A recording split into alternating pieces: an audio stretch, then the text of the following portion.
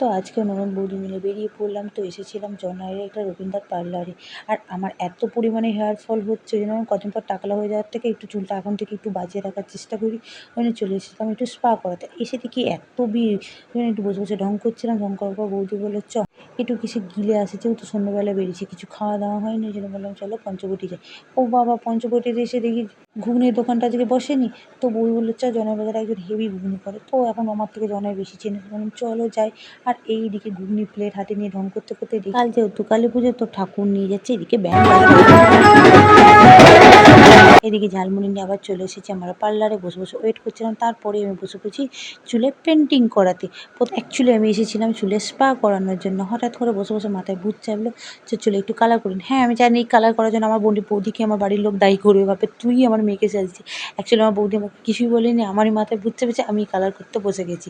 যাই হোক, এদিকে চুলটা ওয়াশ করে নিয়েছি। ওয়াশ করে যখন স্পায়ের ক্রিমটা নিয়ে আমাকে মাসাজ করছিল, বিশ্বাস করো আমি যেন মনে হচ্ছে শুধু ঘুমিয়েই পড়ি। আমি বারবার শেফালির দিকে বলছিলাম, আমাকে একটু শোবার জায়গা করে দাও, আমি একটু রিল্যাক্সে শুয়ে পড়ি।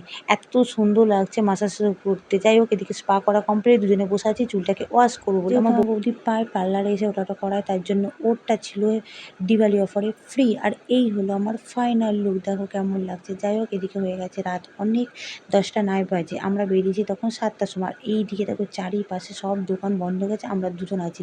আমরা জানি দাদাকে এখন ফোন করলে দাদা বকা মারবে, অনেক রাত হয়ে গেছে। অন্যকে ফোন না করে আমরা দুজনে গুটি গুটি পায়ে হাঁটা মেরেছি বাড়ি যাওয়ার জন্য। Tata, bye bye.